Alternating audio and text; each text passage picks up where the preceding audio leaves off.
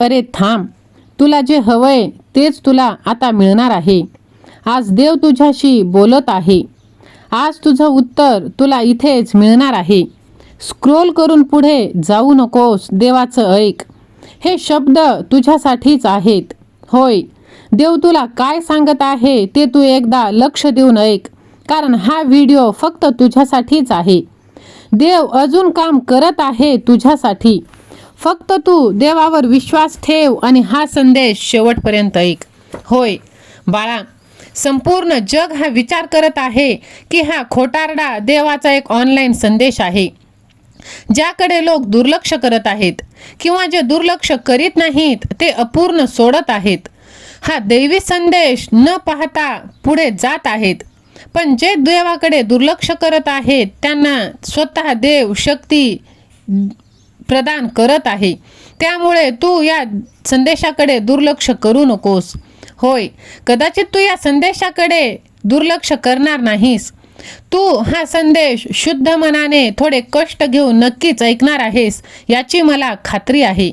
होय माझ्या बाळा, जर मला तुझ्या आयुष्यातील तू 8 मिनिटे दिलीस तर हा संदेश ऐकून तू तुझं जीवन नक्कीच सुधारू शकतीस. बाळा, तू जी प्रार्थना करीत आहेस ती नक्कीच काही दिवसापर्यंत पूर्ण होणार आहे. देव आज घोषित करत आहे, तुमचे कुटुंब नवीन सुरुवातीच्या उंबरवठ्यावर आहे. चिंता, निराशा, आर्थिक संघर्षाचे दिवस आता संपणार आहेत.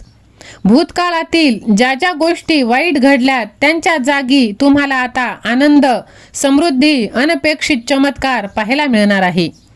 बाळा, देवावर तुम्ही विश्वास हा ठेवलाच पाहिजे, कारण तो तुमच्यासाठी लढाया लढत आहे. तो तुम्हाला तुमच्या नावाने ओळखत आहे. तो तुम्हाला नेहमी चांगल्या गोष्टींचा विचार करायला लावत आहे. तुमच्यासाठी त्याच्याकडे अधिक चांगल्या योजना आहेत. तुमच्या गरजेच्या वेळी तो तुम्हाला आश्रय देतो.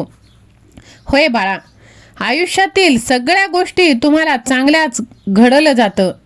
तू कितीही चांगला बन तरीही लोक तुला नावे ठेवणार, तेव्हा तू लोकांकडे दुर्लक्ष कर. होय माझ्या लेकरा, शक्य होईल तितकं तू माझे नामस्मरण कर. बघ, तू पॉझिटिव्ह राहा, सकारात्मक राहा, कारण तुझ्यातील पॉझिटिव्हिटीच ही तुला शेवटपर्यंत साथ देणार आहे. बाळा, प्रार्थना यशस्वी होण्यासाठी तुला काही गोष्टींचे आचरण करावे लागेल. समस्येचा स्वीकार करावा लागेल आणि ते मान्य सुद्धा करावं लागेल. होय बाळा, ती समस्या सुटलीच आहे अशा गाढ विश्वासासह तुला निश्चिंत व्हावे लागेल. बाळा, तुला असं वाटतं की तुझं कोणीच ऐकत नाही, पण माझ्या लेकरा, तुझी इच्छाशक्तीच तुला शेवटपर्यंत नेणार आहे. होय, तुझ्या कल्पनेत संघर्ष निर्माण झालेला असतो. तू कल्पना करशील की त्या फळीवर चालताना तोल जाऊन तुला इतक्या उंचीवरून खाली जमिनीवर तोंडघशी पडू शकशील. त्या फळीवर चालण्याची तुझी लाख इच्छा असेल, पण तुला पडण्याची भीती तसं करू देत नाही. याचे परिणाम काय होणार? त्या फळीवरून चालण्याचा विचार तू सोडून देशील. तू तुझ्या कल्पनेवर मात करण्याचा किंवा तिला दडपण्याचा जितका जास्तीत जास्त प्रयत्न करशील, तितकीच पडण्याची प्रबळ कल्पना अधिकाधिक तीव्र होत जाईल. माझ्या लेकरा, तू हा विचार कर, माझ्या अपयशावर मात करण्यासाठी मी माझ्या इच्छाशक्तीचा वापर करीन. हा विचार अपयशाला अधिक प्रबळ बनवतो. होय माझ्या बाळा, मानसिक प्रयत्न सहसा आत्मपराभवाकडे नेतं आणि जे इच्छिला आहे त्याच्या अगदी विरुद्ध परिणाम निर्माण करतं. इच्छाशक्तीचा वापर करण्यावर लक्ष केंद्रित करण्याचा अर्थ की तू शक्तिहीन आहेस, म्हणून तुला इच्छाशक्तीचा वापर करावासा वाटतो. हे तर जणू हिरव्या एखाद्या विशिष्ट गोष्टीबाबत विचार न करण्याच्या तुला फळ भेटत आहे. म्हणून शक्य तितकं तू सगळं चांगलंच होणार आहे असा विचार कर. होय माझ्या लेकरा, ज्या गोष्टीचा विचार तू करू इच्छित नाही तोच विचार तुझ्या मनावर ताबा मिळवतो. तो विचार अधिक प्रबळ होतो आणि तुझं अंतर्मन हे नेहमी प्रबळ विचाराला अधिक प्रतिसाद देतं. आणि याने काय होणार? तुझ्या आयुष्यात पॉझिटिव्हिटी येणार. कदाचित तू ह्याप्रमाणे विचार करशील की मला बरं व्हायचं आहे, पण मी बरा का होत नाही? मी खूप प्रयत्न करतो, मला याचं फळ का मिळत नाही? अधिक लावून प्रार्थना करण्यासाठी मला जास्त जोर लावावा लागेल, प्रयत्न करावे लागतील. माझ्या जवळची इच्छा शक्ती मी सगळी पणाला लावली हवी. तुमच्या लक्षात आलंच असेल, असा विचार करून तुम्ही नेमके कुठे चुकत आहात. तुम्ही खूप प्रयत्न जास्त प्रमाणात करत आहात आणि इच्छाशक्तीचा वापर करून तुमच्या अंतर्मनाला जुलमानं तुमचा विचार स्वीकारायला कधीच भाग पाडू नका. अशा प्रयत्नांच्या परिणामी अपयशच येईल. असं केलं तर सहसा तुम्ही प्रार्थनेद्वारे जे मागितलं आहे त्याच्या नेमकं विरुद्ध गोष्टी तुमच्या पदरात पडतील. प्रयासहीन अगदी सहज पद्धती सर्वोत्तम ठरते. म्हणून तुम्ही सकारात्मक विचार करा, पॉझिटिव्ह विचार करा. इच्छेतेला आणि कल्पनेतेला संघर्ष सोडायला हवा. जर पृथ्वीवरच्या तुमच्यापैकी दोघांचं एखाद्या गोष्टीला प्राप्त करण्याबाबत एकमत झालं तर त्यांनी मागितलेली ती गोष्ट त्यांना स्वर्गात बसलेला माझा भगवंत देईलच.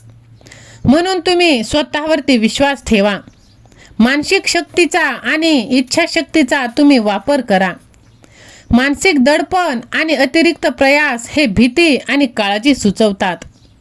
जेव्हा तुमचं मन तणावरहित असतं, अशा अवस्थेत तुम्ही एखादा विचार जर केलात तर तेव्हा तुमचं अंतर्मन तो विचार अंमलात आणण्याच्या मार्गाला लागतं. पारंपरिक पद्धती सोडून स्वतंत्रपणे विचार करा आणि योजना आखा. हे ध्यानात ठेवा की प्रत्येक समस्येचं उत्तर असतंच आणि प्रार्थनेला नेहमी उत्तर मिळतंच. कल्पना ही तुमची सगळ्यात मोठी ईश्वर दत्त शक्ती आहे. जे चांगलं आणि शुभ आहे याची कल्पना करा. तुम्ही स्वतःबद्दल जशी कल्पना कराल तसेच तुम्ही बनाल.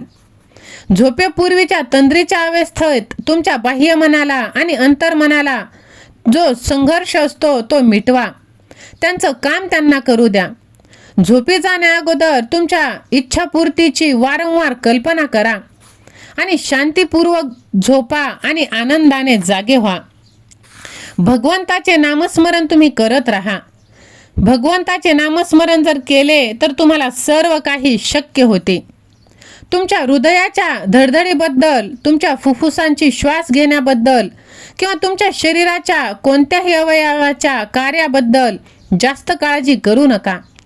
तुमच्या अंतर्मनावर अढळ विश्वास करा आणि हे ठामपणे मान्य करत राहा की सगळं कार्य दैवी योजनेनुसारच उत्तम चाललेलं आहे. स्वास्थ्याच्या भावनेनं स्वास्थ्य निर्माण होतं. संपत्तीची भावना संपत्ती निर्माण करते. तुम्ही हे तपासून पहा की तुमची भावना कशी आहे. आजचा व्हिडिओ तुम्हाला कसा वाटला हे तुम्ही कमेंट करून नक्की सांगा. चॅनलवर नवीन असाल तर व्हिडिओला लाईक, शेअर, सबस्क्राईब करायला विसरू नका. कमेंट बॉक्समध्ये श्री स्वामी समर्थ असा स्वामी नामाचा जयघोष देखील तुम्ही करा आणि स्वामी महाराजांचे आशीर्वाद भरभरून प्राप्त करा. दिगंबरा दिगंबरा श्रीपाद वल्लभ दिगंबरा. श्री स्वामी समर्थ. जय जय स्वामी समर्थ. धन्यवाद.